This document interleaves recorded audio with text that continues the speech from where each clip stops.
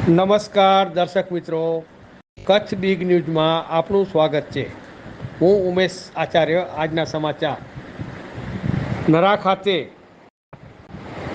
દૂધ ઉત્પાદક સહકારી મંડળી નરા દ્વારા કસ્ટર પીએમસી પ્લાન્ટનું ઓપનિંગ કરાયું. આ ઓપનિંગમાં અબડાસા વિસ્તારના ધારાસભ્ય પીએમ જાડેજા સાહેબ, ડાયરેક્ટર હસમુખભાઈ પટેલ, લખપત તાલુકા ઉપપ્રમુખ રાજુભાઈ સરદાર જુગરાજ, મયુરભાઈ મોતા, ડાયરેક્ટર દયારામભાઈ એલ પટેલ, ડૉક્ટર રાકેશભાઈ ત્રિવેદી,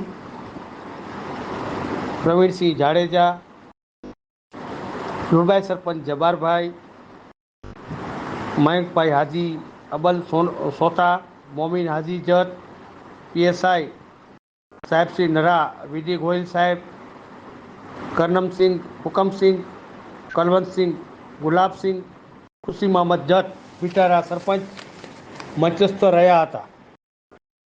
આજે સવારે કરતારસિંહ પરિવાર દ્વારા કસ્ટર્ડ ફાર્મનો ધાર્મિક વિધિનો કાર્યક્રમ કરી અને આ પ્લાન્ટને ખુલ્લો મૂકવા માટે ધારાસભ્ય શ્રી પીએમ જાડેજાના હસ્તે રિબિન કાપી અને મહાનુભાવોના હાથે પ્લાન્ટને ખુલ્લો મુકાયો હતો.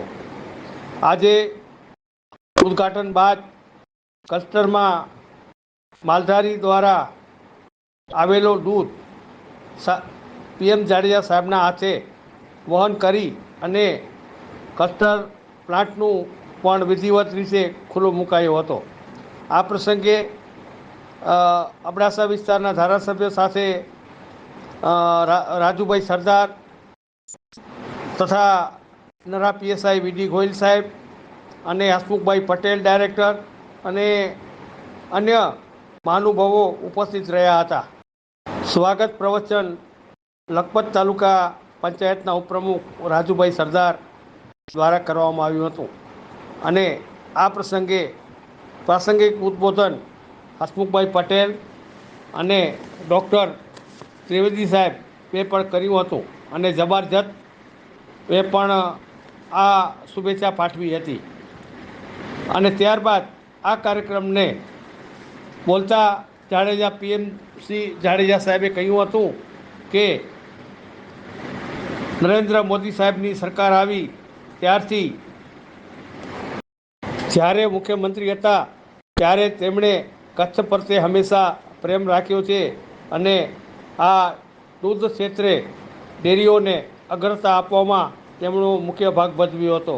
એટલે માલધારીઓને કહ્યું હતું કે દૂધ એકત્રિત કરી અને આપ આના માટે રોજીરોટી આપનું મેળવી શકો છો.